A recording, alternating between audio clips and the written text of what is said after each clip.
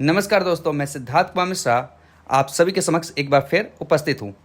तो आज हम बात करेंगे 1947 की, या फिर हम कहें कि 1947 के उस बंटवारे की जिस समय हमारा देश जो है खंडित हुआ था, या फिर हम कहें जो आज के समय के हिसाब से उस समय हमारा देश जो है वो आज़ाद हुआ। तो 1947 की आज़ादी और विभाजन के समय राष्ट्रीय स्वयंसेवक संघ का योगदान क्या रहा, ये हम मुख्यतः बात करेंगे।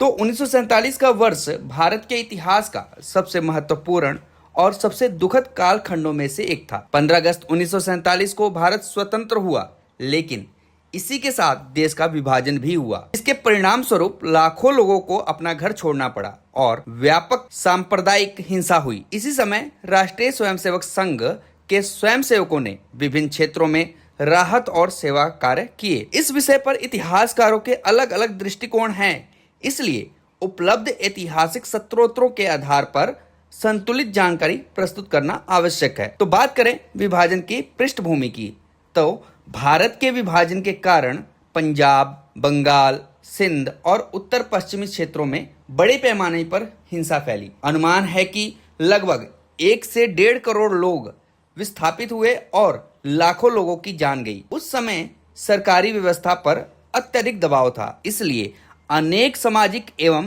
धार्मिक संगठनों ने इस दौरान बहुत सारे राहत के कार्य किए, लेकिन उनमें से विशेष तौर पे आरएसएस ने अपनी अहम भूमिका निभाई। तो आरएसएस द्वारा किए गए सेवा कार्यों की बात करें तो सबसे पहले आता है शरणार्थी शिविरों का संचालन करना। तो दिल्ली, पंजाब, हरियाणा और अन्य क्षेत्रों में स्वयंसेवकों ने राहत शिविरों के संचालन में सहयोग किया। इन शिविरों में भोजन, वस्त्र, चिकित्सा और अस्थायी आवास की व्यवस्था की। दूसरी बात करें तो सुरक्षित निकासी की।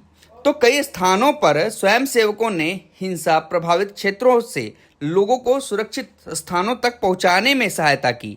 यह कार्य स्थानीय परिस्थितियों के अनुसार किया गया। उसके बाद महिलाओं और बच्चों की सहायता। विभाजन के दौरान बिछड़े परिवारों को मिलाने, महिलाओं और बच्चों की सुरक्षा तथा राहत पहुंचाने के प्रयासों का भी उल्लेख विभिन्न संस्मरणों और विवरणों में मिलता है। प्रशासन के साथ सहयोग की बात करें तो कुछ क्षेत्रों में स्थानीय प्रशासन और नागरिक संगठनों के साथ मिलकर राहत एवं पुनर्वास कार्यों में स्वयंसेवकों ने भाग लिया। यही बात करें स्वतंत्रता आंदोलन में आरएसएस की भूमिका की, तो आरएसएस की स्थापना 1925 में केशव बलिराम हेडगेवार जी ने की थी। संगठन का घोषित उद्देश्य समाज का संगठन और चरित्र निर्माण है। अधिकांश इतिहासकारों का मत है कि आरएसएस ने भारतीय राष्ट्रीय कांग्रेस की तरह स्वतंत्रता आंदोलन का नेतृत्व नहीं किया और न ही संगठन के रूप में असहयोग या भारत छोड़ो आंदोलन में आधिकारिक भागीदारी की। दूसरी ओर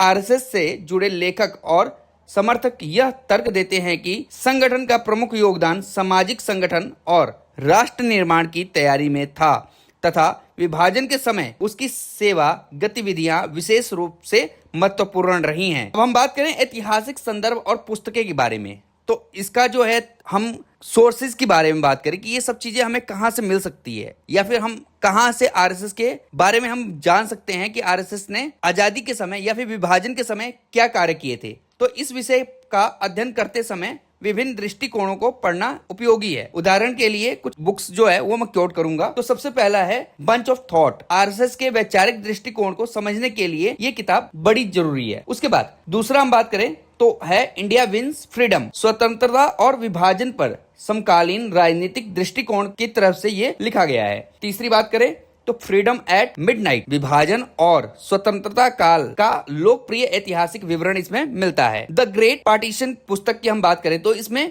विभाजन के सामाजिक और मानवीय प्रभावों का विस्तृत अध्ययन इसमें आपको मिल जाएगा। और एक और किताब है जिसमें जो किताब है वो है RSS a view to the inside. RSS के ऐतिहासिक और संगठनात्मक विकास पर शोध आधारित यह पुस्तक है। 1947 के विभाजन के दौरान आरएसएस के स्वयंसेवकों द्वारा राहत, पुनर्वास और सेवा कार्य किए जाने का उल्लेख अनेक संस्मरणों, शोध पुस्तकों और संगठन के अपने अभिलेखों में मिलता है। वहीं स्वतंत्रता आंदोलन में आरएसएस की राजनीतिक भूमिका को लेकर इतिहासकारों और विचारधारात्मक समूहों के बीच मतभेद रही है। इसलिए इस विषय को समझने के लिए विभिन्न स्रोतों का अध्ययन करना सबसे उपयुक्त तरीका है। उपलब्ध ऐतिहासिक साक्ष्यों के आधार पर यह कहा जा सकता है कि 1947 के विभाजन के समय संघ यानी कि आरएसएस ने अपने अनेक स्थानों पर राहत एवं सेवा कार्यों में भाग लिया, जबकि स्वतंत्रता आंदोलन में उसकी भूमिका और प्रभाव को लेकर इतिहास लेखन में अलग अलग व्याख्याएं मौजूद हैं। हालांकि संघ दावा करता है कि उस समय जब विभाजन हुआ था तो अभी संघ एक बाल्यावस्था में था, शुरुआती अवस्था में था। संघ की ताकत इतनी बड़ी नहीं थी, इतने ज्यादा स्वयंसेवक उसके साथ जुड़े नहीं, पर फिर भी जितनी ताकत थी उस ताकत के हिसाब से उसने अपने बहुत सारे कार्य किए। संघ के लोग बोलते हैं कि संघ हमेशा से इसके ऊपर कार्य नहीं किया कि भारत को कैसे हमने स्वतंत्र करना है, बल्कि इसके ऊपर कार्य किया कि भारत को कैसे खंडित होने से रोकना है या फिर दोबारा जो भारत है वो गुलाम ना बने, उसके ऊपर कार्य करना है। जैसे कि संघ के कई कार्यकर्ता बोलते हैं कि हमेशा से देश हमारा गुलाम हुआ हमारे लोगों की वजह से, हमारे मतभेदों की वजह से। अगर हम मतभेद समाज से हटा पाए तो हमारा देश दोबारा गुलाम नहीं होगा। तो संघ इसी उद्देश्य के ऊपर काम करता है कि दोबारा कोई भी ऐसा व्यक्ति के दिमाग में अपने देश को लेकर के कोई भी ऐसी सोच ना बने कि वो अपने देश के विरोध में जाए। इसीलिए संघ के स्वयंसेवक के ऊपर मेन जो कार्य करता है संघ, वो इसी के ऊपर कार्य करता है कि व्यक्ति निर्माण करना,